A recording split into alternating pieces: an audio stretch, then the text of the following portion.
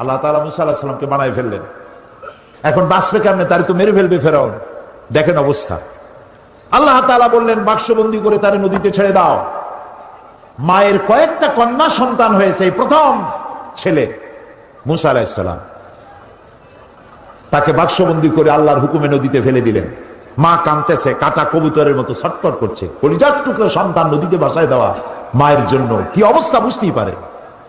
নদীর স্রোতে ভেসে যাচ্ছে, আর তার বোন নদীর পার দিয়ে যাচ্ছে, বাক্স যায় কই। ঘটনা কোরআন শরীফে আল্লাহ উল্লেখ করেছেন, আর সেই জায়গাটা আল্লাহ আমাকে দেখার তৌফিক দিয়েছেন। ভাসতে ভাসতে এই বাক্স গিয়ে থামলো ঠিক সেইখানে যেখানে ফেরাউন আর আসিয়া দুজনে বসে পড়ন্ত বেলায় নীল দরিয়ার দৃশ্য দেখতেছে, বাতাস খাচ্ছে, ঢেউয়ের তাল দেখতেছে। বাক্স এসে সেখানে থেমে গেল। ফেরাউন আশ্চর্য হলো, বাক্স এসে থামলো এখানে, দেখো বাক্সে আছে কি, উঠাও বাক্স। বাক্স উঠানো হলো, খুলে দেখে গোলাপের পাপড়ির মতো চেহারা সুন্দর একটি বাচ্চা। ফেরাউন বলছে এই তো আমার দুশ্মন, তরবারি আনো, হত্যা করো, আমার দুশ্মন পেয়ে গেছে। হযরতে আসিয়া বলছেন ফেরাউন তুমি খোদা না বেহুদা? এই ছোট্ট বাচ্চা তোমার শত্রু, কি বলো তুমি? আমাদের তো কোনো বাচ্চা কাচ্চা নাই, মনে হয় আল্লাহ তাআলা আমাদেরকে বাচ্চাটা দিয়েছেন, চলো এটাকে আমরা লালন পালন করি, তুমি এর মারি মেরো না। বাচ্চা নিয়ে গেল বাড়ি। দেখেন অবস্থা। এখন বাচ্চারে দুধ খাওয়াইতে হবে। যেই বাচ্চা পুরুষ সন্তান বাঁচতে দেবে না যে ফেরাউন, সেই ফেরাউন এই বাচ্চারে দুধ খাওয়াবার জন্য পাগল হয়ে গেছে। ধাত্রীগুলো ডাকা হলো, কোন ধাত্রীর কোলে সে ওঠে না, বাচ্চা কারোর দুধ মুখে নেয় না, খালি কাঁদতেছে। আল্লাহ রাব্বুল আলামিন পরবর্তী সময় হযরত মুসা আলাইহিস সালামকে বলেছেন, মুসা ফেরাউনের ঘরে তুমি কাঁদতেছো আর তোমার মা তোমাকে না পায়া কাঁদতেছে, আমি রহমানুর রহিম এটাকে সহ্য করতে পারি নাই।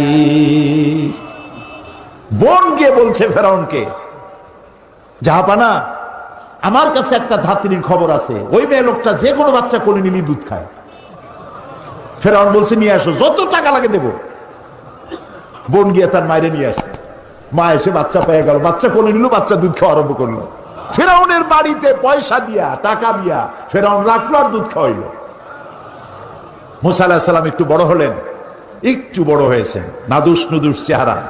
ফেরাউন কোলে নিয়েছে, পয়গম্বরী চেহারা তো, সলিমুদ্দিন কসিমুদ্দিন মার্কানা। মুসা আলাইহিস সালামের চোখ, তার ঠোঁট, তার ললাট, তার গন্ডদেশ, আল্লাহর পয়গম্বর। আল্লাহ তাআলা মুসা আলাইহিস সালামকে বলেছেন, মুসা তুমি ভয় পাও, আমি তো তোমাকে আমার জন্য বানাইছি। সুবহানাল্লাহ। এই কোরআন শরীফে আল্লাহ বলছেন আমি তোমাকে আমার জন্য বানাইছি। ফেরাউন কোলে নিয়ে মুসা আলাইহিস সালামের মস্তক উঁচু করে করে ঠোঁটটা নামায় দিল। মুসা আলাইহিস সালামের ঠোঁটে ঠোঁট লাগাইয়া চুমা দিবে। যেই না ঠোঁটের কাছে ঠোঁট নিয়ে আসে, মুসা আলাইহিস সালাম ঠাস করে এক চড় মেরেছে ফেরাউনের গা। ফেরাউন আছাড় মেরে ছেড়ে দিল বাচ্চাকে, বললো যে সত্যিটাই আমার দুশ্মন, তরবারি আন, কেটে ফেলবো। আসিয়া বলছে তুমি তো সত্যি একটা বদ্ধ পাগল, কি আর খোদা তুমি, তোমারে খোদা যারা মানে ওগুলোও পাগল। এই বাচ্চা মানুষ সোনাও চেনে, আগুনের টুকরাও চেনে না, তুমি আন্দাজে তারে মারি ফেলবা। ফেরাউন বলছে আচ্ছা ঠিক আছে, সোনাও চেনে না, সোনার পিণ্ডও চেনে না, আগুনের টুকরাও চেনে না, স্বর্ণ আনো, আগুনের টুকরা আনো। যদি সোনায় হাত দেয়, আগুনে হাত না দেয়, তাহলে বুঝবো বুদ্ধি আছে, আর যদি আগুনে হাত না দেয় তাহলে বুঝবো যে ঠিকই, আগুনে যদি হাত দেয় তাহলে বুঝবো যে বাচ্চা মানুষ বোঝে নেই। স্বর্ণের টুকরা আনা হলো, আগুনের টুকরা আনা হলো। মুসা আলাইহিস সালাম আগুনের দিকে হাত না দিয়া সোনার দিকে হাত বাড়াতে যাচ্ছিলেন, আল্লাহ ফেরেশতা দিয়ে তার হাত আগুনের দিকে দিয়ে দিলেন। আল্লাহ তাআলা বলছেন, মুসা রে এইরকম করে আমি তোমাকে লালন করেছি। মুসা আলাইহিস সালাম বড় হলেন, সেই জায়গা দেখলাম এবং ওখানেও চলে গেলাম। প্রায় 450 কিলোমিটার পাড়ি দিয়ে সেই জায়গায় গিয়ে উপস্থিত হলাম যেখানে মুসা আলাইহিস সালাম মাদায়েন থেকে ফিরেছেন। 10 বছর পর ফিরেছেন বউ বাচ্চার সাথে, শোয়েব আলাইহিস সালামের মেয়ে, শোয়েব আলাইহিস সালাম তার শ্বশুর। ফিরেছেন, ফেরার পথে ঠান্ডায় পড়েছেন, প্রচন্ড ঠান্ডা। এই ঠান্ডার ভেতরে তিনি তার স্ত্রী ছেলে মেয়েকে বসায় দিয়েছেন এবং সেখানে আল্লাহ তাআলা বলছেন, হযরত মূসা আলাইহিস সালাম তার পরিবার পরিবর্গকে বললেন যে অন্ধকারে পড়ে গেলাম, এখন যাব কোথায়? দূরে আগুন দেখা যায় একটা গাছে। إذ رأى نارا فقال لأهلهم كثوا إني آنست نارا لعلي آتيكم منها بقبس أو أجد على النار هدى। তিনি যেটাকে আগুন দেখে মনে করেছিলেন যেটা আগুন, তিনি বললেন তোমরা অপেক্ষা করো, আমি আগুনের কাছে যাই, হয় আগুন আনবো আর না হয় আমাদের কাল্লা আমি একটা রাস্তা পেয়ে যাব, কোন পথে আমরা যাব। ফালাম্মা তাহা নুদিয়া ইয়া মূসা ইন্নী আনা রাব্বুক ফাখলা'না আলাইক। আগুনের কাছাকাছি যিনি যখন হয়েছেন, আগুনের ভিতর থেকে আওয়াজ এলো, এটা আগুন টাগুন কিচ্ছু না, ইন্নী আনা রাব্বুক, আমি তোমার রব, আমি তোমার আল্লাহ। ফাখলা'না আলাইক, জুতা খুলে আসো, ইন্নাকা বিল ওয়াদিল মুকাদ্দাসি তুয়া, তুমি তো পবিত্র উপত্যকায় পৌঁছে গেছো। ওয়াদি আরবিতে বলা হয় ওয়াদি, বাংলায় বলা হয় উপত্যকা। দুই পাহাড়ের মাঝখানে সমতল জায়গাকে উপত্যকা বলা হয়। আমরা সেখানে গেলাম। উপত্যকায় ওয়াদি মুকাদ্দাসে যাওয়ার আগে আমার এই আয়াত মনে পড়েছে। আল্লাহ তাআলা বলছেন ফাখলা'না আলাইক ইন্নাকা বিল ওয়াদিল মুকাদ্দাসি তুয়া। মূসা আলাইহিস সালামকে আল্লাহ বলছেন জুতা খোলো, আমি ভরসটে জুতা আগেই খুলে ফেলেছি। ওয়াদি মুকাদ্দাসে আমরা গেলাম, সেখানে আজান দিয়ে জোহরের নামাজ পড়লাম, আর ওই গাছের কাছে গেলাম। সে গাছটা এখন নাই, কিন্তু যেখানে আল্লাহ তাআলা মূসা আলাইহিস সালামের সঙ্গে কথা বলেছিলেন সেই জায়গায় পৌঁছে গেলাম। আমার জীবন ধন্য হলো, সেই জায়গাটি দেখতে পেলাম যেখানে আল্লাহ কথা বলেছেন মূসা আলাইহিস সালামের সাথে। মূসা আলাইহিস সালাম আল্লাহর সঙ্গে কথা বলতে গিয়ে তিনি আল্লাহর আওয়াজ শুনে বলছেন, আয় আল্লাহ, আমি তো তোমার দেখতে চাই, আমি তো তোমার দেখতে পাচ্ছি না। রব্বি আরিনি, আয় আল্লাহ, আমি তোমার দেখতে চাই। আল্লাহ তাআলা বললেন লান তারানি, কখনো তুমি আমাকে দেখতে পাবে না। মূসা আলাইহিস সালাম আবদার করলেন, আল্লাহ, আমি তোমারে দেখতে চাই। আল্লাহ তাআলা বললেন আচ্ছা, একটা টেস্ট হোক, দেখতে পারবা কিনা। আল্লাহ তাআলা পাহাড়ের উপরে তার তাজাল্লি, ৭০,০০০ পর্দার আড়াল থেকে আল্লাহ তাআলা তার তাজাল্লি নূর বর্ষণ করলেন পাহাড়ের উপরে। মূসা আলাইহিস সালাম শুধু, এই কোরআন শরীফে আল্লাহ বলছেন, মূসা আলাইহিস সালাম শুধু এক পলক দেখে আল্লাহু আকবার বলে চিৎকার মেরে বেহুশ হয়ে পড়ে গেলেন।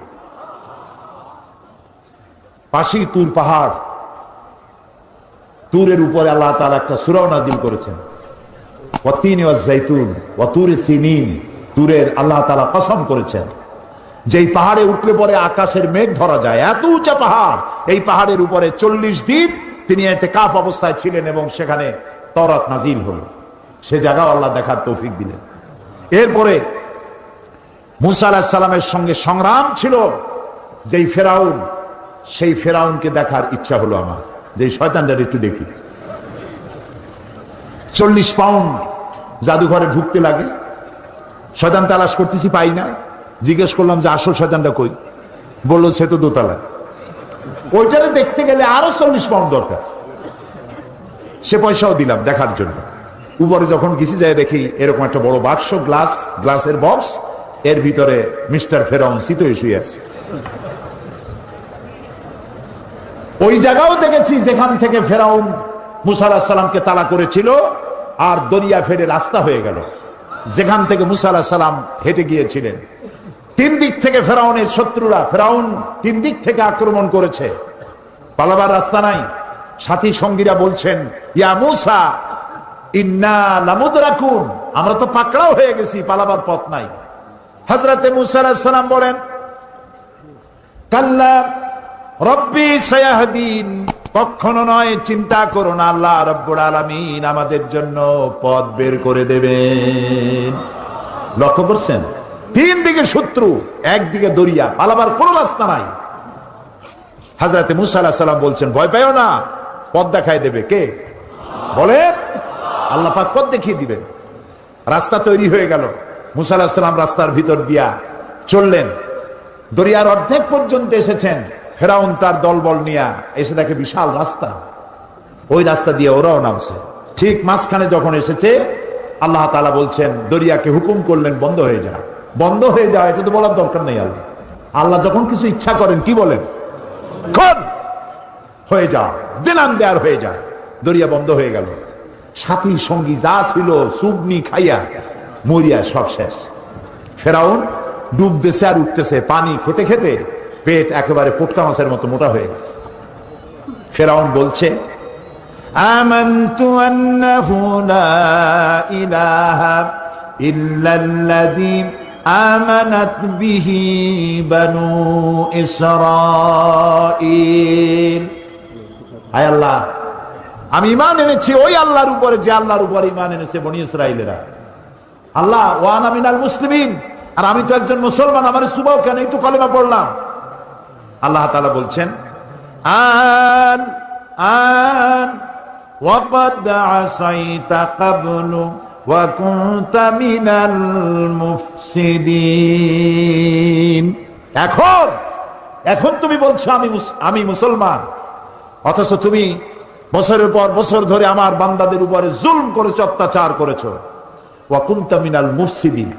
লক্ষ্য করুন, ফেরাউন বলছে আনা মিনাল মুসলিমিন, আমি তো একজন মুসলমান, মুসলমানদের মধ্যে আমি একজন।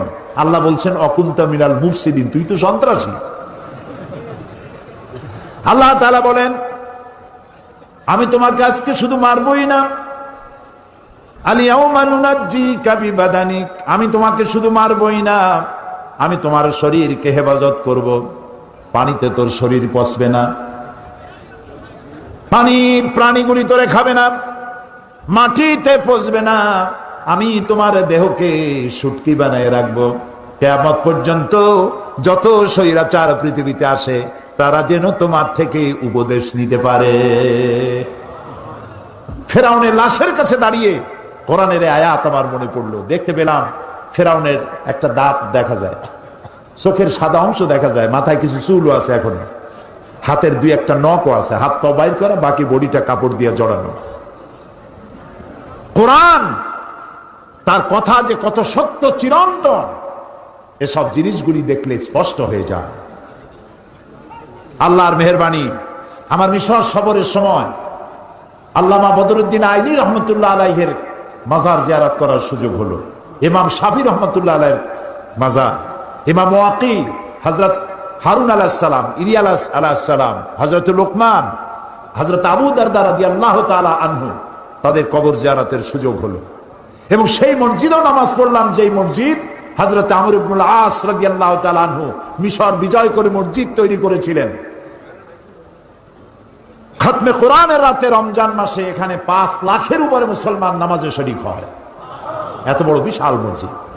প্রিয় ভাই সব, এই কথাগুলি আনলাম আমি এই কারণে, আল্লাহ তাআলা বলছেন আস-সাইহুন, পরিভ্রমণকারী, তওবাকারী, ইবাদতকারী, প্রশংসাকারী এবং পরিভ্রমণকারী, দিনের দাওয়াত নিয়ে সর্বত্র ছড়িয়ে পড়া।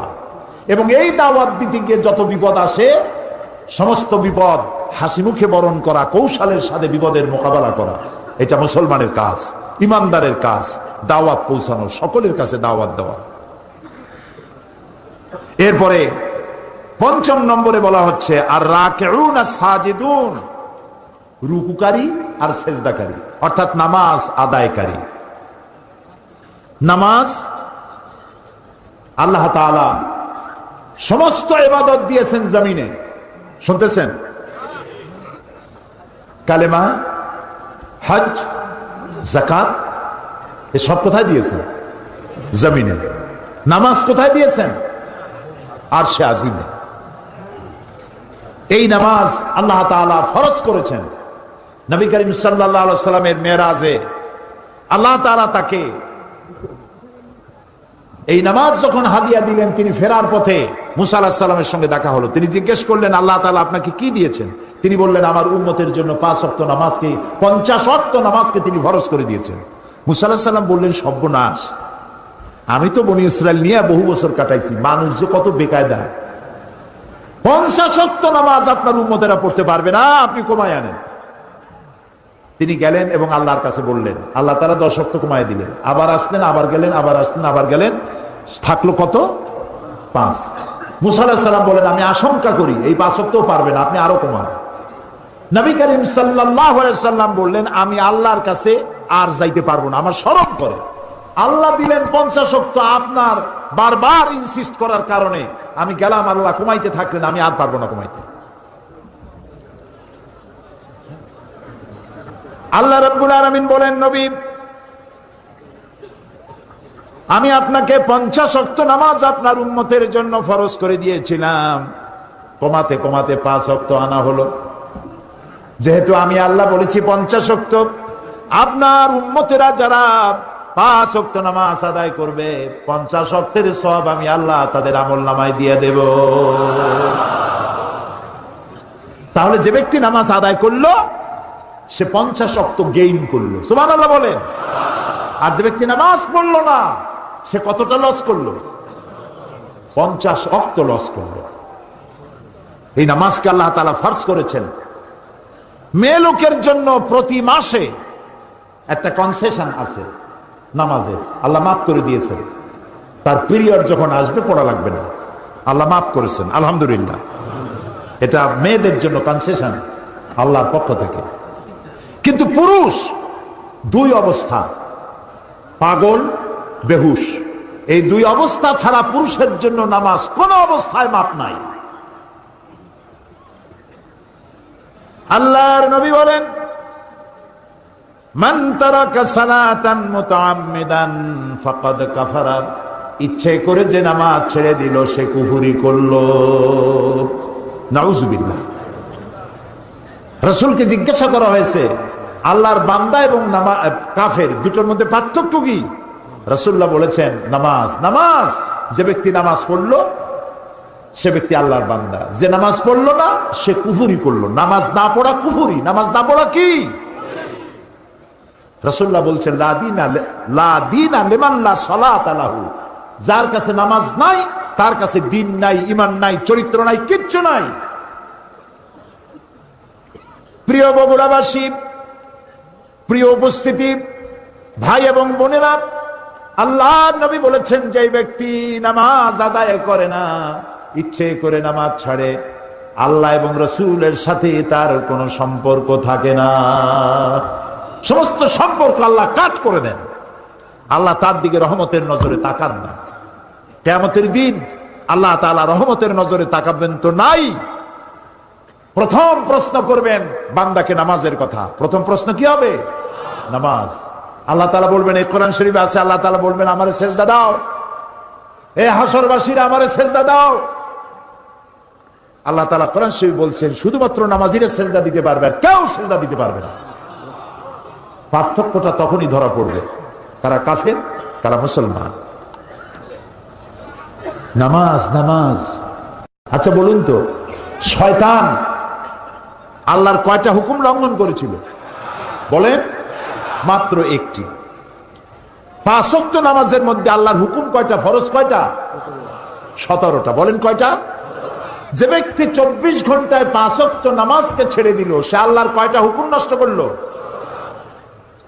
শয়তান ওরে দেখে দূরের থেকে সেলুট মারে, বলে, বাবা তুমি আমার থেকেও বড়, আমি মাত্র একটা হুকুম লঙ্ঘন করে শয়তান হয়ে গেছি, তুমি দৈনিক 17টা হুকুম ভঙ্গ করো, তুমি তো শয়তানের বাপ না, শয়তানের দাদা। ট্রাকের পিছনে লেখা থাকে, বিপদ মুক্ত দূরত্ব বজায় রেখে চলুন। দেখছেন না? শয়তান ও বেনামাজি থেকে বিপদ মুক্ত দূরত্ব বজায় রেখে চলে। কোন সময় ওনার উপরে আল্লাহর গজব হয় তার ঠিক নেই। প্রিয় ভাই সাহেব, নামাজ, নামাজ। নবী করিম সাল্লাল্লাহু আলাইহি সাল্লাম তার জীবনের শেষ কথা যেটা ছিল সেটা হলো নামাজ। নামাজ, নামাজ, আমার উম্মতেরা নামাজ ছেড়ে দিও না। কোরআন শরীফের মধ্যে আল্লাহ তাআলা 82 জায়গায় বলেছেন নামাজ আদায় করে। কয় জায়গায় বলছেন? 82 জায়গায়। আমার আল্লাহ বলেছেন 82 জায়গায় নামাজ, নামাজ, নামাজ আদায় করে। এই নামাজ মানুষকে বিনয়ী করে, এই নামাজ মানুষকে নিজের ছোটত্ব প্রমাণ করে। আর আল্লাহ বড়। নামাজের সব জায়গায় উঠতে, বসতে, দাঁড়াতে কি বলতে হয়? আল্লাহু আকবার, আল্লাহু আকবার, আল্লাহু আকবার। মানে কি? আল্লাহ সর্বশ্রেষ্ঠ আর আমি তোমার গোলাম। মাথা নিচু আল্লাহ ছাড়া কারো সামনে করা যায় না।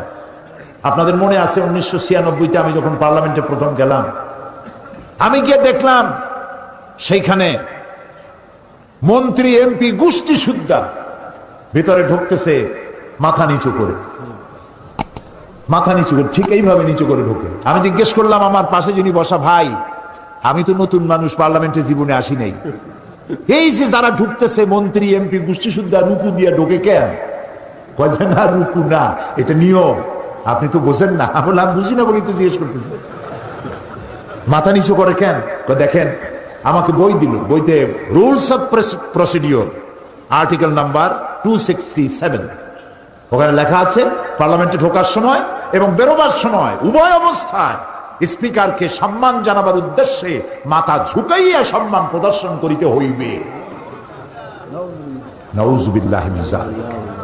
আমার মাইন্ড স্ট্রাইক করলো, কিন্তু পার্লামেন্টের নতুন মানুষ কেমনে কথা কয় জানি না, কোন কথা বলবো আর বলবে বসেন বেইজ্জতি কাণ্ড। আমার বুঝতে সময় লাগলো 2-3 দিন পার্লামেন্টে কি সব ধারা নিয়ে কথা বলা যায়। 3 দিনের মাথায় পয়েন্ট অফ অর্ডারে দাঁড়ালাম, 15 মিনিট বক্তব্য রেখেছি। হুমায়ুন রশিদ সাহেব তখন স্পিকার ছিলেন, তিনি মারা গেছেন, আল্লাহ তাকে রহম করুন। আমি তাকে বললাম রুলস অফ প্রসিডিওরের আর্টিকেল নাম্বার 267 এটি কোন মুসলমান মানতে পারে না। মুসলমানের মাথা নত হবে কেবলমাত্র আল্লাহর সামনে, কোন মানুষের সামনে মাথা নত হতে পারে না। কোরআন আর হাদিস দিয়ে বুঝাইলাম। 15 মিনিট স্পিকার আমার দিকে তাকিয়ে থাকলেন। 15 মিনিট শেষ হওয়ার পর, বক্তব্য শেষ করার পর তিনি আমাকে বললেন, মৌলানা সাহেব আপনার বক্তব্যের সাথে আমি 100% একমত, কিন্তু আমি তো এইভাবে এটা বন্ধ করতে পারবো না, এই জন্য আপনাকে বিধি মোতাবেক নোটিশ দিতে হবে।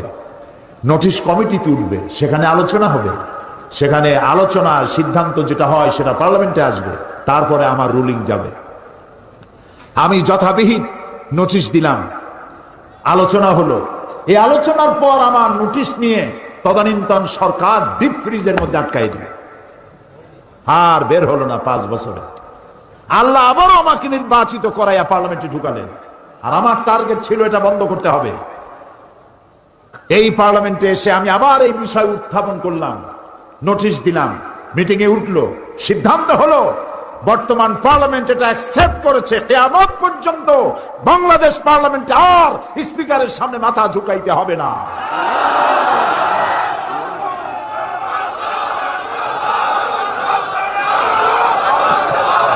প্রিয় ভাই সব, মানুষ মুসলমান মাথা নত করবে কেবলমাত্র কার সামনে?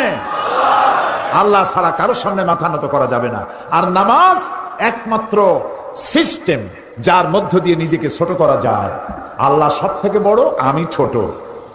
এই ছোটত্ব, অহংবোধ, নিজের অহংবোধ, এটাকে মাটির সাথে মিশাবার জন্য এ পর্যন্ত হাত তুলে দাঁড়ায় মানুষ যখন নামাজে দাঁড়ায় আসামির মতো হয়ে যায়। রুকুতে গেল, নিজের অস্তিত্ব আরো অবনমিত হলো।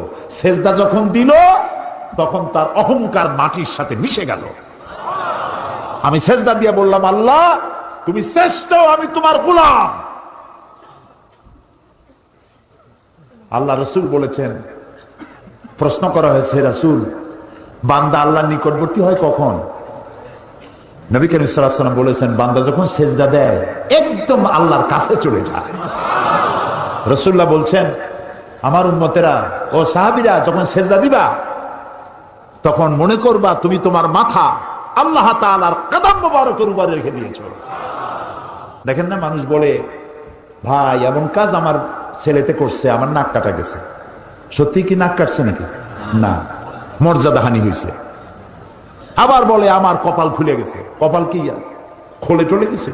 আবার কপাল পুড়িয়ে গেছে। এর অর্থ কি? ভাগ্য। কপাল কিসের প্রতীক? ভাগ্যের প্রতীক, না মর্যাদার প্রতীক।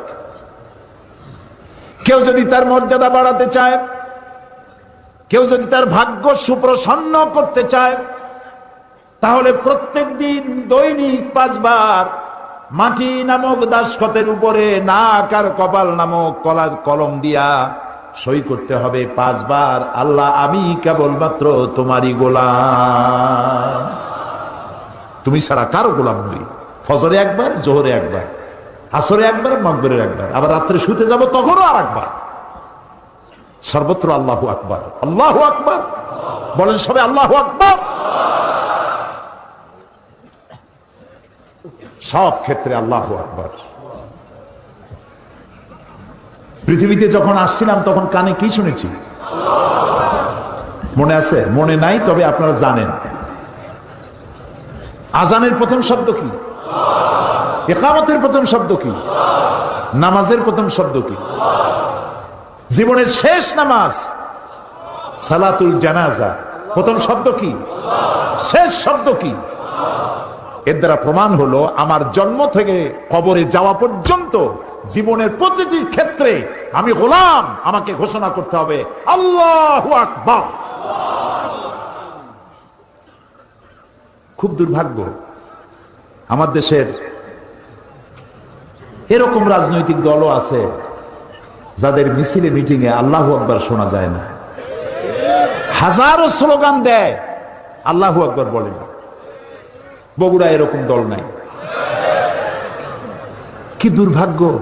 ওই দল যারা করেন একটু চিন্তা করা উচিত, নেতাদের জিজ্ঞান দরকার, নেতা সাহেব আমি তো মুসলমানের বাচ্চা, আমার মা মুসলমান, বাপও মুসলমান, হাজারো স্লোগান দেই মানুষের নামে, দেশের নামে হাজারো স্লোগান দিতে পারি, এ কোন রাজনীতি যে আল্লাহু আকবার বলা যায় না?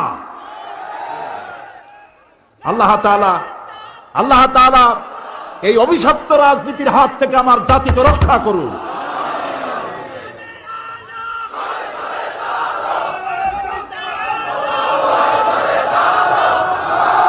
প্রিয় ভাই সব, সুতরাং নামাজ, 5 ওয়াক্ত নামাজ আমরা জীবনে আর ছাড়বো না। যুবকেরা, অনেক যুবক মনে করে এখন তো যৌবন কাল, একটু বিয়ে টিয়া করি, বাচ্চা টাচ্চা হোক, তারপরে ধীরে ধীরে নামাজ ধরবো। তুমি যে বিয়ে করতে পারবা তার কোনো গ্যারান্টি আছে? তোমার যে বাচ্চা হবে তার কোনো গ্যারান্টি আছে? তুমি যে বুড়া হবা তার কোনো গ্যারান্টি আছে? বৈশাখ মাসে যখন ঝড় হয়, ঝড়ে শুধু পাকা আম পড়ে না, কাঁচা আমগুলোও পড়ে, ঠিক না? নিঃশ্বাসের কোনো বিশ্বাস নাই, আজ আছি কাল নাই, এই অবস্থা। এই যে কথাগুলি শুনলাম, আল্লাহ যেন আজকেই এশার নামাজ যারা পড়ে নাই, আজকে থেকেই যেন এশা থেকে নামাজ শুরু করতে পারি, আল্লাহ যেন তৌফিক দেয়, বলেন আমিন। প্রিয় মুসলমান ভাইরা, নামাজ যে পড়বেন না, মুসলমান দাবি করার তার কোনো হক নাই। নিজেকে মোমেনও দাবি করতে পারবেন না, মুসলমানও দাবি করতে পারবেন না। নামাজ পড়তে হবে, নামাজ। নামাজ, আপনি অফিসার নামাজ পড়েন, আপনি মন্ত্রী নামাজ পড়েন, আপনি এমপি নামাজ পড়ুন, চেয়ারম্যান নামাজ পড়ুন, ছাত্র, শিক্ষক, মেয়ে লোক, পুরুষ লোক, মুসলমান, নামাজ। নামাজ নামাজ হয়ে গেছে, দোকান বন্ধ করে দাও। মক্কা শরীফ, মদিনা শরীফ যায় দেখেন, যখনই আজান হয়ে যায় সব দোকান বন্ধ করে দেয়। আর আমরা দোকান বন্ধ আমার দেশে করে না, যে দোকান বন্ধ করলে বেচা কিনে কম হয়ে যাবে। আরে ভাই, আল্লাহর নামাজ পড়তে যাচ্ছেন, কামাইতে বরকত দেওয়ার মালিক কে? আপনি নামাজের জন্য দোকান বন্ধ করে যে নামাজে গেলেন, এই যে সময়টা গেল, হতে তো পারে নামাজ পড়ে আসার পর একজন খরিদ্দার এমন পাবেন যাতে ওই সময় যত খরিদ্দার আসতো একজনে সব কিনে নিয়ে যাবে, হতে পারে না? এই জন্য আল্লাহকে সেজদা দেন বেশি করে, নামাজ ভুলবেন না। অফিসার হন, যেই হন, পুলিশ, বিডিআর, আর্মি, সরকারি ডিউটি যখন করবেন, নামাজ যদি কাজা হয়ে যায়, হতে পারে সরকারি কাজে ঘন্টার পর ঘন্টা ডিউটি পালন করছেন, নামাজ পড়তে পারেন না, যখনই আপনি সময় পেলেন তখনই নামাজটা আদায় করে নিন, নামাজ ভুলে যাবেন না। আচ্ছা, আজকে কি আমরা এই ওয়াদা করতে পারবো যে জীবনে আর নামাজ ছাড়বো না? পারবো? যারা পারবেন কেবলমাত্র তারাই দুটি হাত উঁচু করুন, বলেন ইয়া আল্লাহ, তোমার পবিত্র নামে শপথ করি, কসম করি, ওয়াদা করি, যতদিন পর্যন্ত মালাকুল মউত আমার মাথার কাছে না আসতেছে ততদিন পর্যন্ত ফরজ নামাজ, ফরজ রোজা আর ছেড়ে দেব না, আর ছেড়ে দেব না, আর ছেড়ে দেব না। আয় আল্লাহ, আমার মৃত্যু পর্যন্ত আমার এই ওয়াদা আমাকে পালন করার তৌফিক দাও, আমিন ইয়া রাব্বাল আলামিন। হাত নামান। আমি কি জোর করে হাত তুলেছি? আপনারা হাত তুলেছেন, ঠিক না? দেখলেন কে? সাক্ষী কে? এবার কিন্তু বিপদে পড়ে গেছে। আল্লাহ তাআলা যারা হাত তুললো, আমি মুসাফিরের দোয়া কবুল হয়, রাসূলুল্লাহ বলেছেন। আমি দোয়া করি সকলকে নিয়ে, আল্লাহ আজকে যারা হাত তুললেন জীবনের অতীতের ভুল তাদের মাফ করে দাও এবং ভবিষ্যতে এক ওয়াক্ত নামাজ যেন কেউ ছেড়ে না দেয়, সবাইকে নামাজ আদায় করার তৌফিক দান করো। এই জাতি যদি নামাজি হয়, আল্লাহর রহমত বৃষ্টির মতো নাজিল হতে থাকবে। আল্লাহ রাব্বুল আলামিন বলেন, ওয়ালাউ আন্না হানাল কুরা আমানু ওয়াত্তাকাউ লাফাতাহনা আলাইহিম বারাকাতিম মিনাস সামাই ওয়াল আরদ। দেশের লোকেরা, জনপদের লোকেরা যদি আমার উপর ঈমান আনে আর আমাকে ভয় করার নীতি অবলম্বন করে চলে, দুইটা কাজ। কয়টা কাজ? কে বলতেছে? আমার উপরে যদি ঈমান আনে আর আমাকে ভয় করার নীতি অবলম্বন করে যদি চলে, তাহলে ওই জমিনের মানুষের জন্য আমি আল্লাহ আকাশ আর জমিনের বরকতের সব দরজা খুলে দেব। প্রিয় ভাই সব, আল্লাহ আমাদের নামাজ আদায় করার তৌফিক দিন।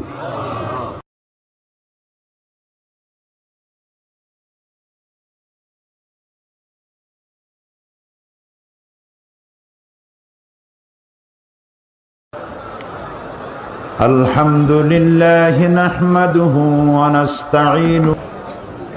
বগুড়া তাফসীরুল কোরআন মাহফিল বাস্তবায়ন কমিটি কর্তৃক আয়োজিত 3 দিন ব্যাপী তাফসীরুল কোরআন মাহফিলের আজকের এই সমাপনী দিবসে সম্মানিত সভাপতি, হাজারাত ওলামায়ে কেরাম,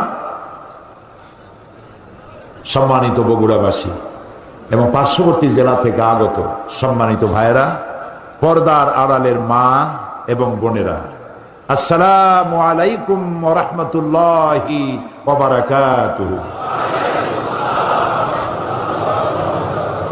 আমরা আল্লাহ সুবহানাহু ওয়া তাআলার দরবারে লাখো কোটি শুকর আদায় করি যে মহান আল্লাহ তাবারক ওয়া তাআলা বগুড়া ঈদগাহ ময়দানকে আর জনসমুদ্রে পরিণত করে দিয়েছেন। তার দরবারে শুকর আদায় করি, প্রাণ ভরে আল্লাহ সুবহানাহু ওয়া তাআলার শুকর আদায় নিলাম, যিনি এই শান্তিপূর্ণ পরিবেশ, জান্নাতি পরিবেশ সৃষ্টি করেছেন। আলহামদুলিল্লাহ। পৃথিবীর কোন মাহফিল মানুষ নিঃস্বার্থভাবে পকেটের পয়সা খরচ করে আসে? যে কোনো জনসভা হোক, সমাবেশ হোক, বিক্ষোভ সমাবেশ হোক, মহাসমাবেশ হোক, পয়সা খরচ না করলে কেউ যাবে না। লন্ডনে কোন রাজনৈতিক বক্তৃতা করতে কেউ যদি চায়, তাহলে দোকানে দোকানে, বাড়ি বাড়ি যায় যে আমি একটু বক্তৃতা করবো, আপনারা শুনতে আসবেন। সে লোক জিজ্ঞেস করে যে আপনি বক্তৃতা করবেন কতক্ষণ? সে বলে আধা ঘন্টা করবো কি 1 ঘন্টা। তখন সে বলে যে আমার 1 ঘন্টায় আমার ইনকাম হয় 5 পাউন্ড অথবা 3 পাউন্ড অথবা 7 পাউন্ড। এই পয়সাটা দাও, অগ্রিম পেমেন্ট করো, তারপরে তোমার বক্তৃতা শুনতে যাবো। আমার কি দুঃখ যে তুমি বক্তৃতা করবার আমি দাঁড়ায় দাঁড়িয়ে শুনবো। এটা সোশ্যাল ওয়েলফেয়ার স্টেট, এখানে খাওয়া, থাকা, এডুকেশন, ট্রিটমেন্ট এগুলি ফ্রি, সুযোগ সুবিধার অভাব নাই। তোমার সমাজতন্ত্রী মার্কা, কমিউনিজম মার্কা বক্তৃতা আমার শোনার দরকার থেকে, আমার যদি নিতে হয় পয়সা দাও, গাড়ি ভাড়া দাও। তো আপনারা যত মহাসমাবেশের নাম শোনেন, গাড়ি ভাড়া, বাস ভাড়া, খাওয়া, টাকা পয়সা না দিলে মহাসমাবেশ জমে না। শুধুমাত্র পকেটের পয়সা খরচ করে মানুষের আসে কোরআন শুনতে। সুবহানাল্লাহ। আপনাদেরকে রিক্সা ভাড়া দেওয়া হয়েছে? বাস ভাড়া? মাহফিলের শেষে ভাত খাইতে দেওয়া হবে? ভাত তো ভালো, একটা চকলেটও দেবে না কেউ। এ হচ্ছে কোরআন। সুবহানাল্লাহ। এই যে মশিউর রহমান গান গাইলো, প্রত্যেকটা লাইন কলিজা মধ্যে গিয়ে আবেগ সৃষ্টি করেছে। আল্লাহ ওর গলাটারে ভালো রাখুক, দোয়া করেন। সাইমন শিল্পী গোষ্ঠীকে আল্লাহ তারা কবুল করে নিন। মিউজিক ছাড়া গান এত সুন্দর হতে পারে চিন্তাও করা যায় না। এই জামানার শ্রেষ্ঠ তাফসীর তাফহিমুল কোরআন যারা গাইলো, ওদের জন্য প্রাণ ভরে দোয়া করি। সত্যি শ্রেষ্ঠ তাফসীর, যে তাফসীর মানুষকে হেদায়েতের রাস্তা দেখিয়ে দেয়। সুবহানাল্লাহ। প্রিয় ভাই সব, কোরআন শুনতে এসেছি আমরা, যিনি যেখানে আসি যেন ডিস্টার্ব না করি, যার যার জায়গায় আমরা বসে থাকি, কথা বলবো না, নড়াচড়াও করব না, যেহেতু কোরআনের আদব রক্ষা করতে হবে। আল্লাহ যেন তৌফিক দেয়, সবাই বলি আমিন। এখন বসার জায়গা নাই, যারা আমি রাস্তা থেকে এসে দেখেছি গাড়ি আনা যায় না, চতুর্দিকে লোক আর লোক। এখন যিনি দাঁড়ায় আছেন, যিনি বসে আছেন, যেমনি আছেন ওরকম থাকেন, কথা বলবেনই না, শুধু শুনুন। হতে পারে যেদিন আল্লাহ তাআলা কিয়ামতে বাহানা তালাশ করবেন বান্দা জান্নাতে দেওয়ার জন্য, কোরআনের মাহফিল শুনতে আসছিলাম আর কোরআন আমল করার শপথ নিয়েছিলাম, ইতিমধ্যে যদি মওত হয়ে যায় আল্লাহ তাআলা নাজাতের এটাকে জরিয়া হিসাবে কবুল করে নিতে পারে। সেই জন্য আমাদের সৌভাগ্য যে কোরআন শুনতে এসেছি। আমি আপনাদের সামনে কোরআন শোনাতে এসেছি, তবে আমার তো কোনো ক্ষমতা নাই। ওমা তাওফীকি ইল্লা বিল্লাহ সুবহানাকা লা ইলমা লানা, আমার কোনো ইলম নাই, কোনো জ্ঞান নাই, ইল্লা মা আল্লামতানা, যদি আল্লাহ দয়া করে কিছু বলার তৌফিক দেন তাহলেই বলতে পারবো। আপনারা দোয়া করুন, এই বিশাল জনসমুদ্র কোরআনের থেকে কথা শুনতে এসেছে, যা শুনলে আমাদের হেদায়েত নসিব হবে আল্লাহ যেন তাই আমাকে দিয়ে বলা। কোরআন আল্লাহ তাআলা বলছেন, কুল বিফাদলিল্লাহি ওয়া বিরাহমাতিহি ফাবিযালিকা ফালিয়াফরাহু হুয়া খায়রুম মিম্মা ইয়াজমাউন। কুল বিফাদলিল্লাহি ওয়া বিরাহমাতিহি, হে নবী আপনি বলুন তোমাদের প্রতি আল্লাহর অনুগ্রহ এই, তোমাদের মানে আমরা, তোমাদের মানে, হে নবী আপনি বলুন তোমাদের প্রতি আল্লাহর করুণা অনুগ্রহ এই যে কোরআনের মতো একখানা কিতাব আল্লাহ তোমাদের উপরে অবতীর্ণ করেছেন। ফাবিযালিকা ফালিয়াফরাহু, কোরআনের মতো একখান কিতাব পাইছো, এই জন্য আনন্দ করো, ফুর্তি করো, সুবহানাল্লাহ, আনন্দ করো। পৃথিবীতে মানুষের জন্য, বিশেষ করে মুসলমানের জন্য আনন্দ করার মতো কোন বস্তু, কোন জিনিস যদি পৃথিবীতে থাকে তার নাম কোরআন। হুয়া খায়রুম মিম্মা ইয়াজমাউন, আল্লাহ তাআলা বলছেন পৃথিবীর সব মানুষেরা যা কিছু অ্যাচিভ করেছে, যা কিছু অর্জন করেছে, তার থেকে কোরআন উত্তম। আল্লাহ বলছেন আনন্দ করো। আমরা আনন্দ করি, আমরা আনন্দ করি। কবে আনন্দ করি? আনন্দ করি, আমাদের জাতি আনন্দ করে 16ই ডিসেম্বর বিজয় দিবস, 26শে মার্চ স্বাধীনতা দিবস, ইন্ডিয়া করে 15ই আগস্ট, পাকিস্তান করে 14ই আগস্ট, সৌদি আরব করে 23শে সেপ্টেম্বর। পৃথিবীর সব জাতি, সব দেশ স্বাধীনতার জন্য আনন্দ করে, করে না? আমরা করি না? কথা কর না কেন, করি না? আমরাও আনন্দ করি। এই আনন্দ একদিনের। কয়দিনের আনন্দ? একদিন। কিসের আনন্দ? একটি দেশ কর্তৃক শোষিত ছিলাম, নির্যাতিত ছিলাম, রাজনৈতিক দিক থেকে, অর্থনৈতিক দিক থেকে। রাজনৈতিক, অর্থনৈতিক নির্যাতন, নিপীড়নের বিরুদ্ধে যুদ্ধ করে শহীদ হয়ে রক্ত দিয়ে একটা দেশকে স্বাধীন করা হয়। যেদিন করা হলো সেদিন গোটা জাতি আনন্দ করে। আপনি না, আনন্দ করে। আল্লাহ তাআলা বলছেন আনন্দ ওটা তো একদিনের আনন্দ, কিন্তু কোরআন যেদিন আমি নাজিল করেছি খায়রুম মিন আলফি শাহর, ওই রাতটা হলো 1000 মাসের চাইতেও শ্রেয়। আলফুন, আরবিতে আলফুন মানে 1000 না, আমরা বুঝতে ভুল করি, আমরা বলি 1000 মাসের চাইতে শ্রেয়। কথাটা এমন নয়। 1000 যদি হয় তাহলে বলতে হবে আলফুন ওয়াহিদ, যদি 2000 বুঝাতে হয় বলতে হবে আলফাইন, 3000 বলতে হলে তালাতা আলাফ, আরবা আলাফ, খামসাতা আলাফ। কিন্তু সংখ্যার বিপুলতা, সংখ্যার আধিক্য যদি বুঝাতে হয়, যেমন ইংরেজিতে বলা হয় অনেক হাজার, সেটাকে 1000 বলবে না, বলবে থাউজেন্ডস এন্ড থাউজেন্ডস। সংখ্যার আধিক্য, সংখ্যার বিপুলতাকে বুঝাবার জন্য এখানে আল্লাহ তাআলা বলছেন আলফুন, তার মানে হচ্ছে হাজার হাজার বছর ধরে, হাজার হাজার মাস ধরে মানবতার যে কল্যাণ হয় নাই, রমজান মাসে একটা রাত আছে, ওই রাত্রে মানবতার সেই কল্যাণ হয়েছে। কিসের মাধ্যমে? কোরআনের মাধ্যমে। এই কোরআন তোমরা যে মাসে পেলে তোমরাও আনন্দ করো, তবে সেই আনন্দ একদিনের না, সেই আনন্দ করো 1 মাস রোজা রেখে আনন্দ করো, কোরআনের আনন্দ।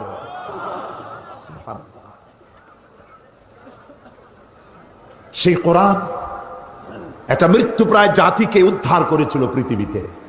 আজ দেখুন তো আমাদের কলেজ বিশ্ববিদ্যালয়গুলিতে কত সাবজেক্ট, 12টা 14টা 15টা 20টা সাবজেক্ট। এই সাবজেক্ট পড়ে কি তৈরি হচ্ছে আমি তা বলতে চাই না, কি তৈরি হচ্ছে আপনারা নিজেরা বুঝে নেন কি তৈরি হচ্ছে। জাতি যা কামনা করে, জাতির কাঙ্ক্ষিত মানের প্রোডাকশন আমার দেশের কলেজ বিশ্ববিদ্যালয় দিতে পারছে, বাস এটাই যথেষ্ট। নবী করিম সাল্লাল্লাহু আলাইহি সাল্লামের একটা ইউনিভার্সিটি ছিল, সেটার নাম ছিল আল হেরা ইউনিভার্সিটি, বলতে পারেন আপনি। এটার চ্যান্সেলর হচ্ছেন আল্লাহ রাব্বুল আলামিন। এই বিশ্ববিদ্যালয়ের ভাইস চ্যান্সেলর হচ্ছেন মুহাম্মদুর রাসূলুল্লাহ সাল্লাল্লাহু আলাইহি ওয়াসাল্লাম। এর ছাত্র দেখেছেন? এই বিশ্ববিদ্যালয়ের ছাত্র আবু বকর, ওমর, উসমান, আলী, খাব্বাব, খুবাইব, আবু মুসা আশআরী, আমর ইবনুল আস, খালিদ বিন ওয়ালিদ, খাব্বাব, খুবাইব, আব্দুর রহমান বিন আউফ, আবু উবাইদা ইবনুল জাররাহ রিদওয়ানুল্লাহি তাআলা আলাইহিম আজমাইন। গোটা পৃথিবীর সব ইউনিভার্সিটি, সমস্ত কলেজ একত্রিত হয়ে হযরত আবু বকরের মতো একজন মানুষ বানাতে পারবে? হযরত ওমরের মতো একজন রুলার, একজন শাসক বানাতে পারবে? হযরত খালিদ বিন ওয়ালিদের মতো একজন সেনাপতি বানাতে পারবে? সুবহানাল্লাহ।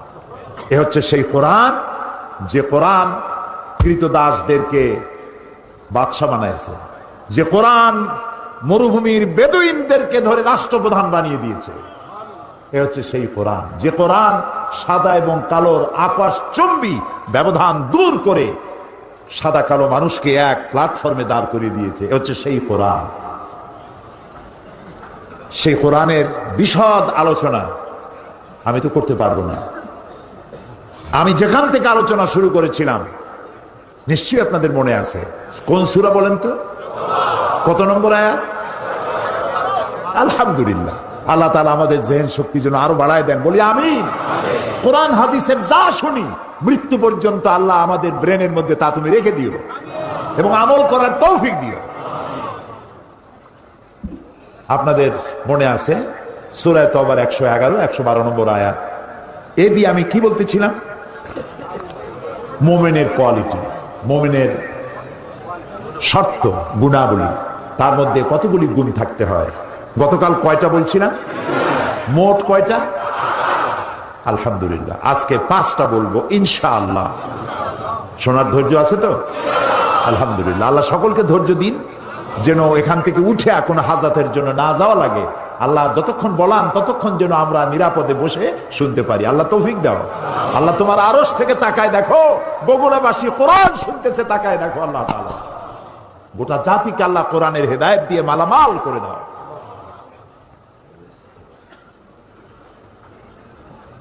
আল্লাহ তাআলা বলছেন, গতকালের মতো আসুন শয়তানের ওয়াসওয়াসা থেকে পানাহ চাই আল্লাহর কাছে।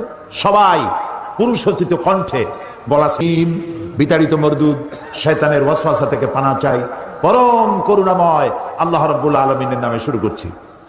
التائبون العابدون الحامدون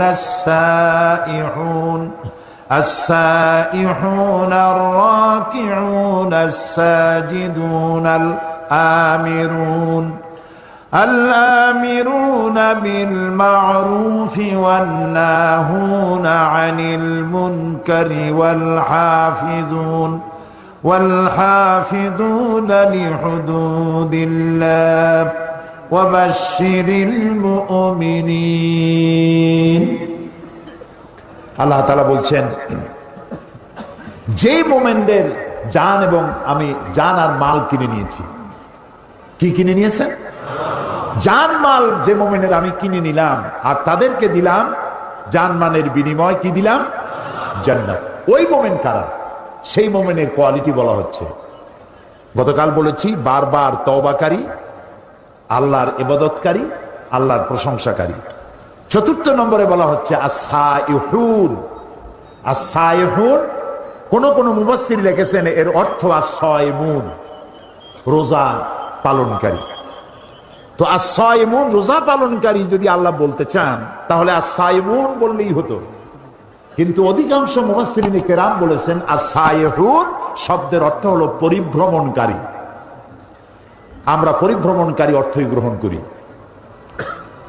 এর অর্থ হচ্ছে মোমেন বান্দা কলেমার দাওয়াত পেয়ে সে এক জায়গায় বসে থাকে না, এই কলেমার দাওয়াত নিয়ে সে ছড়িয়ে পড়ে শহর থেকে নগরে, নগর থেকে বন্দরে, বন্দর থেকে গ্রামে, গ্রাম থেকে দেশে, দেশ থেকে দেশান্তরে, পৃথিবীর সর্বত্র কালেমার বাণী ছড়িয়ে দেওয়ার জন্য সে চেষ্টা চালায়। এটা মুমিনের কোয়ালিটি। নিজেই শুধু কলেমা পড়ে চুপ করে বসে থাকে না, অন্যকেও দাওয়াত দেয়। আপনারা বলেন সাহাবায়ে কেরামকে কথা জানতেন না যে মসজিদে হারামে 1 রাকাত নামাজ পড়লে 1 লক্ষ রাকাতের সওয়াব পাওয়া যায়? এটা হাদিস। মসজিদে হারামের মধ্যে, মসজিদে হারাম কোথায়? মক্কা শরীফে। 1 রাকাত নামাজ পড়লে 1 লক্ষ রাকাতের সওয়াব।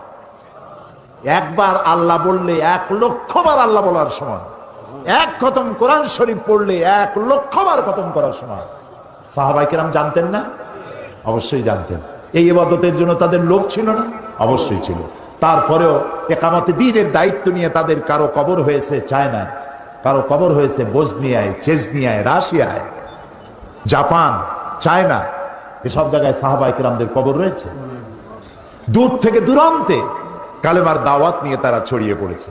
এই জন্য পরিভ্রমণকারী অর্থাৎ দ্বীনের দাওয়াত নিয়ে ছড়িয়ে পড়ো সর্বত্র। দাওয়াত দেওয়া তোমার জন্য ওয়াজিব, ফরজ। আমরা হচ্ছে উম্মতে দাওয়াত। আমরা কি? উম্মতে দাওয়াত। কিয়ামতের দিন কোন মানুষ যদি আল্লাহর দরবারে দাঁড়ায় বলেন, আয় আল্লাহ রাব্বুল আলামিন, আমি দ্বীনের দাওয়াত পাই নাই, ইসলামের দাওয়াত পাই নাই, কোরআন হাদিসের দাওয়াত পাই নাই, তাহলে কিয়ামতের ময়দানে এই কথা যদি কোনো অমুসলিম বলে, মুসলমানের আল্লাহর দরবারে দায়ী হয়ে যাবে। তোমরা উম্মতে দাওয়াত। প্রিয় ভাই সব, আমরা নামাজ পড়ি কিন্তু আমার প্রতিবেশী নামাজ পড়ে না। আমি কি তাকে কখনো নামাজের দাওয়াত দিয়েছি? আমার প্রতিবেশী সুদ ঘুষের মধ্যে লিপ্ত আছে, আমি সুদ ঘুষ খাই না, এর কাছেও যাই না, আমি কি তারে বাঁচাইতে চেষ্টা করেছি? যদি না করে থাকি তাহলে এই দাওয়াতের হক আমি আদায় করতে পারি নাই। লূত আলাইহিস সালামের কওম, এই কোরআন শরীফের মধ্যে আছে, আল্লাহ তাআলা বলছেন তার কওম যে বদফেল করেছিল, সেই বদফেলের কারণে আল্লাহ তাআলা গজব দিলেন, জিবরাইলকে পাঠালেন জমিনটারে উল্টায় দাও।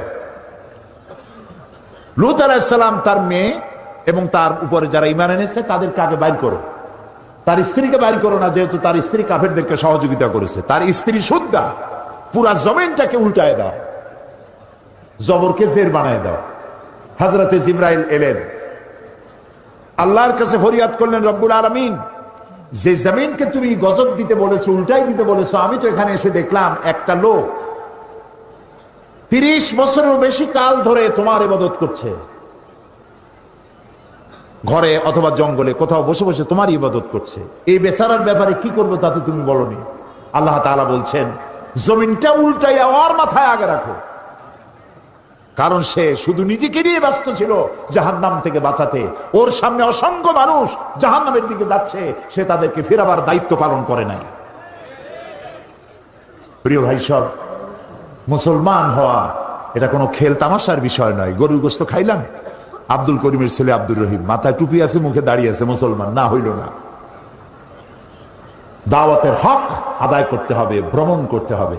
আল্লাহ তাআলা বলেছেন, কুল সিরু ফিল আরদ ফানজুরু কাইফা কানা আকিবাতুল মুকাজ্জিবিন, আমার জমিন পরিভ্রমণ করো আর দেখো আমি কিভাবে সত্যের, মহাসত্যের অস্বীকারীদের কিভাবে শাস্তি দিয়েছি। পরিণতিগুলি চোখে দেখো, শিক্ষা গ্রহণ করতে পারবে। প্রিয় ভাই সব, নিজের দেশে দিনের দাওয়াত দেওয়া, বিদেশে গিয়ে দাওয়াত দেওয়া। আল্লাহ তাআলা তার গোলামকে সুযোগ দিয়েছিলেন এই পৃথিবীর 4টি মহাদেশের 1/17 বেশি দেশ আল্লাহ সফর করাইছেন, কিন্তু মিশর সফরের কোন সুযোগ আমার ইতিপূর্বে হয়নি। আল্লাহ তাআলা গত এপ্রিল মাসে আমাকে মিশর সফর করালেন। আমার খুব স্বপ্ন ছিল মিশর দেখা। মিশর হচ্ছে আমাদের জাতির পিতা ইব্রাহিম আলাইহিস সালামের শ্বশুর বাড়ি, ইউসুফ আলাইহিস সালামের চারণ ভূমি। এখানে তিনি ঘুরেছেন ফিরেছেন, কত কষ্ট করেছেন। মুসা আলাইহিস সালামের জমিন, ইলিয়াস আলাইহিস সালাম, হারুন আলাইহিস সালাম ইসলামের ইতিহাস গড়েছে এই জমিনে। সেই মিশর দেখার একটা উদগ্র বাসনা ছিল আমার। গত এপ্রিল মাসে জামিয়া আল আজহার পৃথিবীর একটি শ্রেষ্ঠ বিশ্ববিদ্যালয়, যার ছাত্রছাত্রী সংখ্যা 2 লাখের উপরে, ওখান থেকে একটা দাওয়াত পেলাম। এরপরে 5 দিন আমার সফর ছিল। যারা আমার প্রোগ্রাম প্রডিউস করেছে আমি তাদেরকে বলেছি, যারা প্রোগ্রাম চেক আউট করেছে তাদেরকে আমি এখান থেকে জানাই দিয়েছিলাম, আমি শুধু রাত্রে কয়েক ঘন্টা ঘুমাতে চাই, বাকি সবটা সময় দেখার মতো জায়গাগুলি আমাকে সব দেখায় ফেলবে। 5 দিনে 4500 কিলোমিটার দৌড়াইছি আমি প্রথমেই দেখতে চেয়েছি মুসা আলাইহিস সালামকে যেখানে কষ্ট দেওয়া হয়েছে সেটা কোথায়, তাকে যে জায়গা থেকে ফালায় দেওয়া হয়েছিল সেই জায়গাটা কোথায়।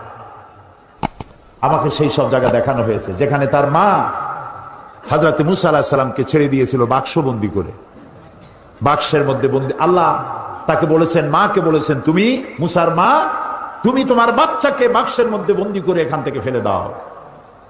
কারণ ফেরাউন বলেছে যে এই জাতির